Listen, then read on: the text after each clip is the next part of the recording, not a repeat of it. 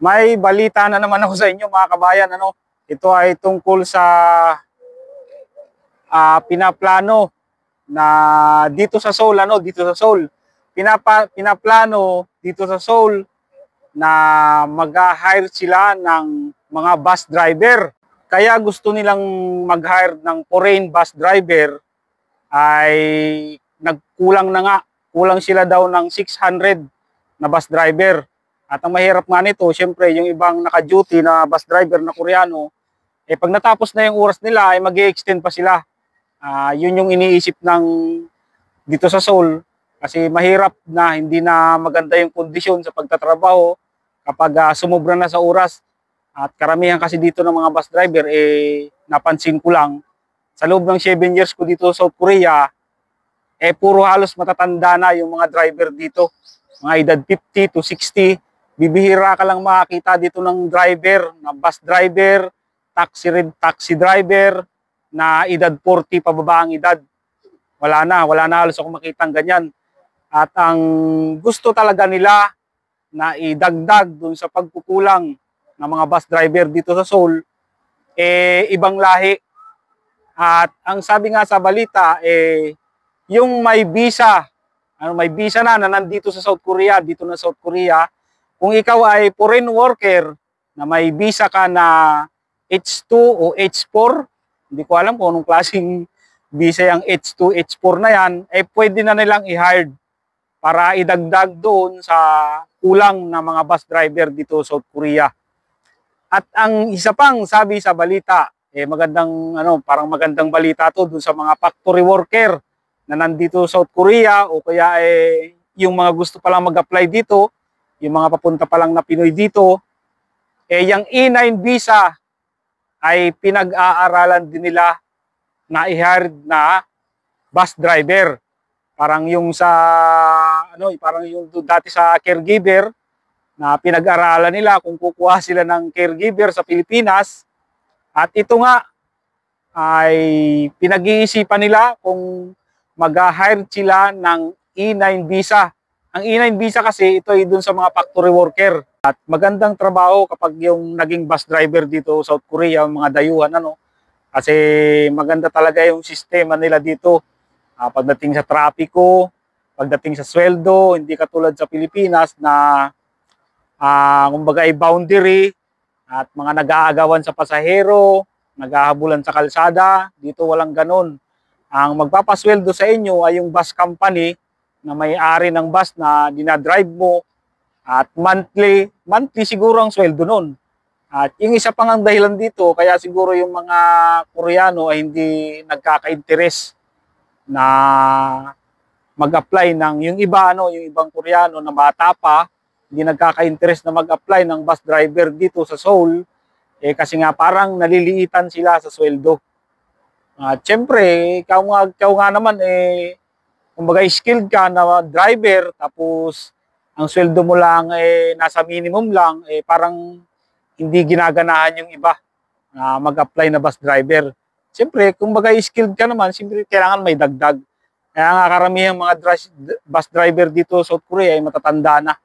Sabi nga ng mga ibang Koreano, bakit hindi na lang daw taasan yung mga sweldo ng bus driver dito para maraming mag-apply ng mga Koreano. At ito pinaplano pa lang naman nila, pinag-uusapan nila kung paano yung mga gagawin nilang proseso. Kung halimbawa ang gagawin nila, halimbawa ang gagawin nila ay yung mga E9 visa holder na nandito sa South Korea na factory worker, maaaring doon sila kumuha. Palagay natin ako, factory worker ako dito at marunong naman ako mag-drive. Siguro ang gagawin ko, kung gusto kong mag-apply ng bus driver dito sa South Korea, magpapaalam ako sa amo ko, magpaparelease ako, at yun, mag-a-apply na ako ng bus driver dito sa South Korea.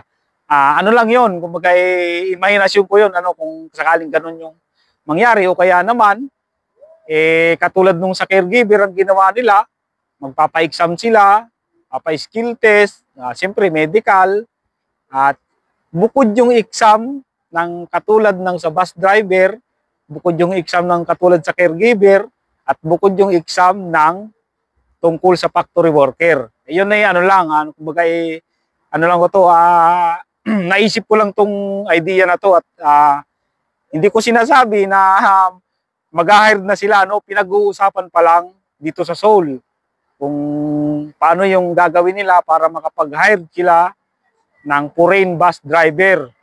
Kasi nga ang iniisip nila, kunyari kukunti yung mga nagkaka-interest ng mga Koreano na mag-apply kasi nga nalilitan sa sweldo. Eh siyempre ako Pilipino, yung minimum salary dito ng factory worker na 2 million, eh napakalaking pera na nun.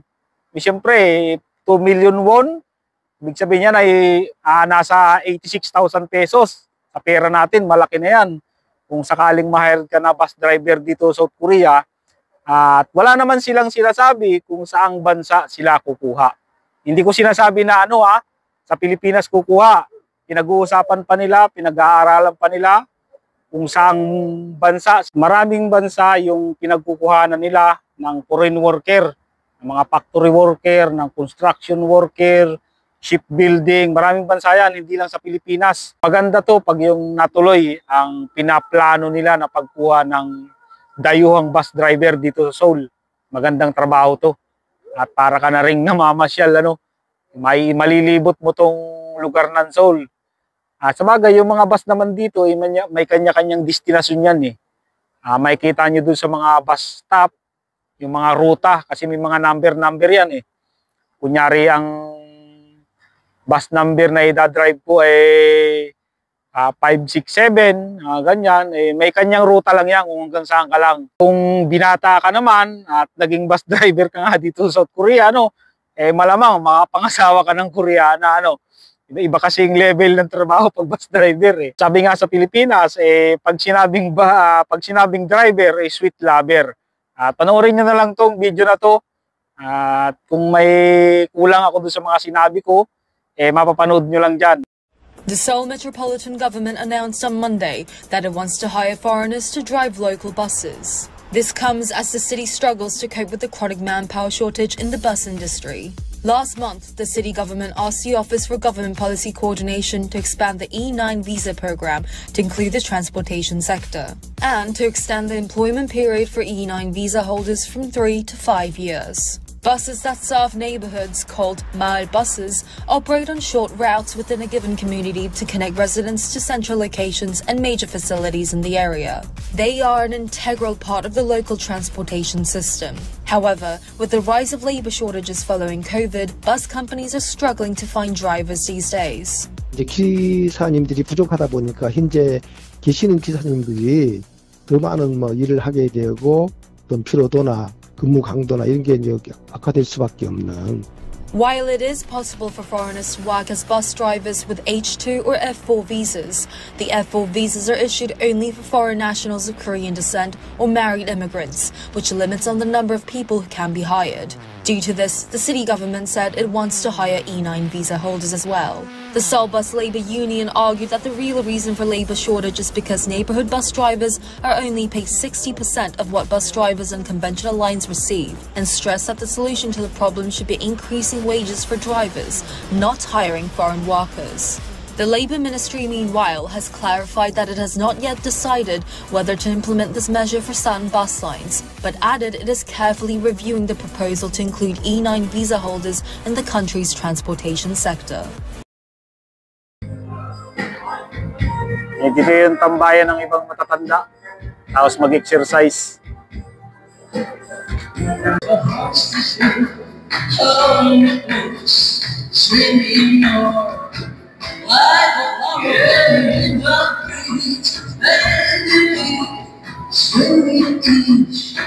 When you must have already stay in